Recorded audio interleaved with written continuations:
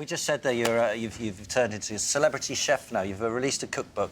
How's the reaction to it been? It's been really lovely, actually. I mean, obviously, I'm not a chef. I am just someone that really loves to cook, and it's a hobby that's turned into a lovely part of what I do for my job. And it's been quite an organic process. I was sort of one of those annoying people that Instagrammed their meals they'd cooked, and I got a nice reaction from that, so it seemed like quite a natural thing to do. And you've always cooked, though, haven't you? It's something I've always been a big baker. Like, I've always loved baking since I was a kid. Cooking's come sort of more into my life as I've sort of started a family and sort of stopped going out and be more kind of, you know, based at home, and it's a big part of home family life for me. So, yeah, it's kind of come a bit later in life.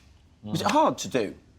Making that change? Doing the book, you know, when you kind of start off and you sort of think, right, here you go, here are my recipes that I like to do. Yeah, it was terrifying. Turn them into... Yeah. It was absolutely terrifying. I'd never done anything like it, and I kind of went to the publishers with a sort of a rubbish version of my cookbook that I'd made, taking pictures, printing it out, typing up the recipes in a really sort of nonsensical manner, and said, oh, this is sort of what I'd like to do, and they could see that there was something in there that could work as an actual book. So, yeah, it was really scary, and it's still scary now because it's completely new for me. We were just talking about this, Tim, you know, it's a whole new genre and sort of area for me to step into, but I've had a nice reception, so I'm so chuffed, really chuffed. OK, you're going to cook with Simon later. Yeah, I know, I'm going to boss you around, can't wait. What are you doing? We're going to make veggie burgers. Right, OK, so stay tuned, you can see that. Right, most recently you've been appearing on the screens in Celebrity Juice. That show just keeps going, doesn't it? Strength to strength. We just did our 15th series. 15? Yeah. I went up a key. I was shocked. Yeah, that was good. Yeah, it was genuine surprise. 15. And we're having more fun now, if anything. I don't know how, but it's just still the best fun ever. We keep talking about Keith Lemon on the show. We've got to get him on, but he just scares me because he stays in character. He does. And I can't get my head around it. And actually, the margins are now blurring from real Lee Francis to Keith Lemon. And I'm like, are you in character? Are you just being you, but a bit weird? But he's the loveliest guy. He's a genius. Just That's won a what BAFTA. everybody says. Yeah, he's a genius, complete genius. Is it like having two friends, though? Because they're...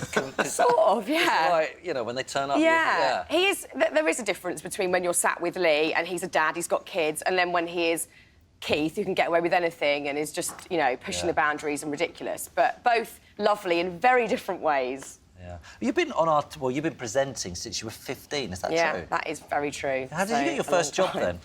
I just went to loads of auditions when I was younger for any old thing. I wanted to do anything that was acting or in theatre or on screen, I didn't care. And I went to an audition to be a presenter, not knowing it was a presenting gig, thought it was an acting gig. And they were like, oh, you've got the job. And I thought, they've made a terrible mistake. I don't know how to do this. Sometimes still don't. And then I thought, oh, actually, I really like this, and have managed to sort of keep doing it for all these years. Well, so you had a real job then?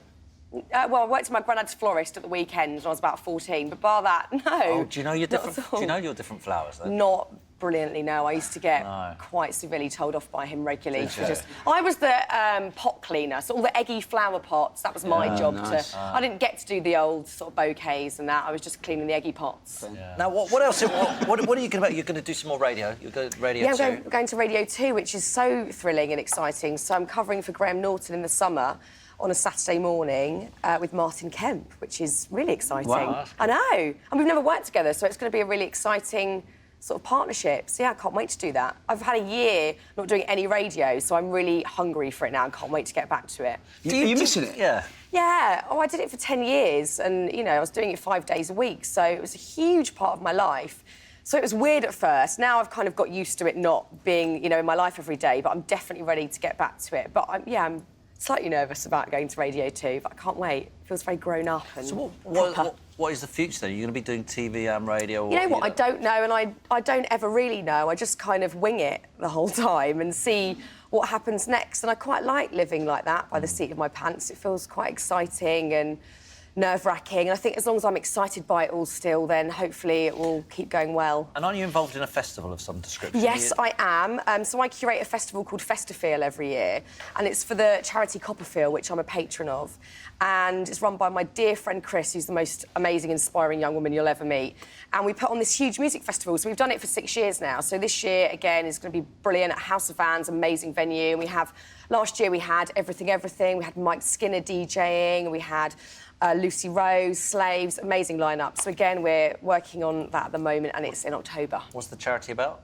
So it's a breast cancer awareness charity, and yeah, it's making some big noise, which is great. And the festival's a big part of that. It's a big celebration, and it's getting a lot of people together in one room to celebrate and watch music, but to also, especially for young women, to really get used to checking your boobs every day and it not being a taboo subject or something weird. You know, just something that we should all be doing every day from a young age, really. So you're not misdiagnosed. Cool. All right, brilliant. Thank Thanks you. for...